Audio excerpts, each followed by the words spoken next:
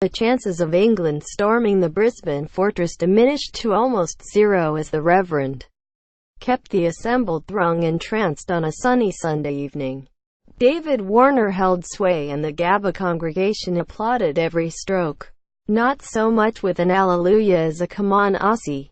Come on." He was guiding his flock home in some style. Australia, having bowled England out for 195, required 170 to win the first test and preserve their remarkable record in Brisbane. By the close, Warner had led the way alongside a fresh and willing disciple, Cameron Bancroft. Ashes 2017-18. Australia v England First Test. Day 4. As it happened, read more.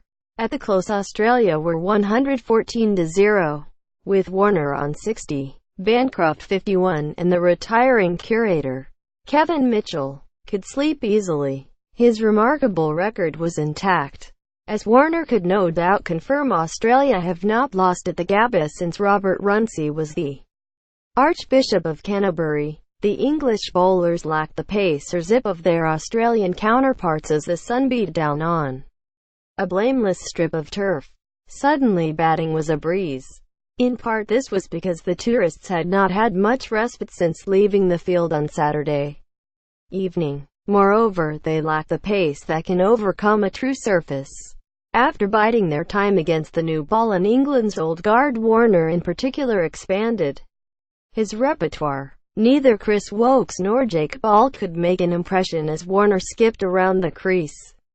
And it was not long before Joe Root replaced Moeen Ali, who has struggled here partly because of a lack of bowling but also due to a cut on his spinning finger, an injury that can obviously be a major impediment. Bancroft cruised along impressively in Warner's wake. Barring thunderstorms of biblical proportions, the game was up. England had been unable to score enough runs. Little partnerships were formed but they could never flourish. The Australians were on their game. There were moments of hope but no expectation throughout their innings. Little partnerships were formed but they could never flourish.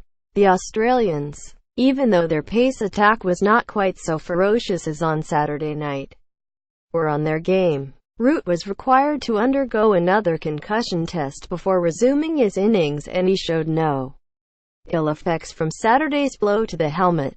A crisp cover drive for 4 off Mitchell Starc confirmed that all was well. He was able to score quicker than most because he is better than most, usually square of the wicket, and it only took 35 minutes for Steve Smith to call up Nathan Lyon. At the other end, Mark Stoneman had dealt with the pacemen with aplomb, but this proved to be a morning when Australia's off-spinner would torment 2 of England's left-handers. Lyon now bowls quickly for a finger spinner, and when the ball is gripping, that makes him ever more dangerous. He becalmed Stoneman and then found his outside edge from a forward defensive stroke. Within 6 overs, David Malin was dismissed in identical fashion. Lyon relishes the left-handedness of England's lineup. When his confidence is high as it is now, he offers no freebies.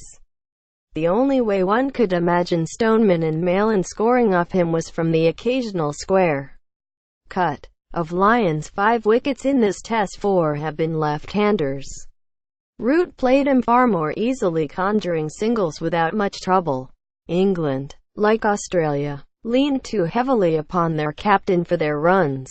Root had hit 51, which was never enough. When he was dismissed in similar fashion to the first innings, Josh Hazlewood slanted a full-length delivery inwards and the ball thudded into Root's left pad as he aimed to hit it wide of mid-on.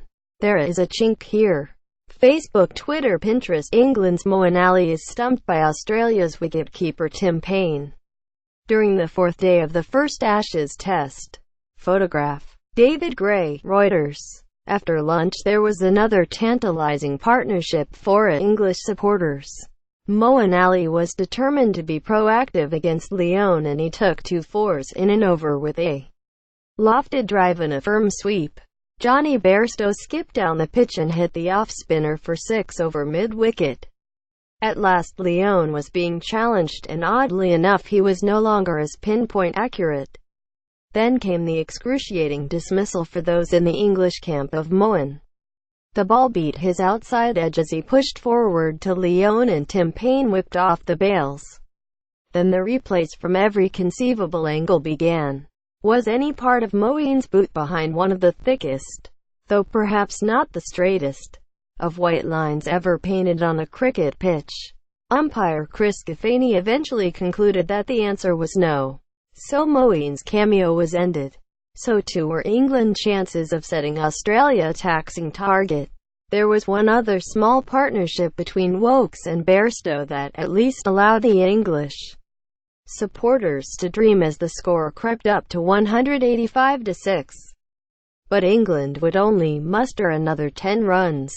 Starc produced another well-directed short ball, which Woakes could only fend into the slip cordon.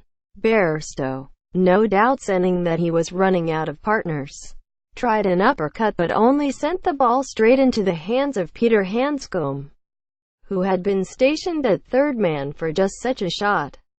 Broad was bemused to be caught behind after a review, and ball received a succession of bouncers in another age the umpires might have intervened, the last of which flew from his bat handle to Hanscom loitering conveniently behind the keeper.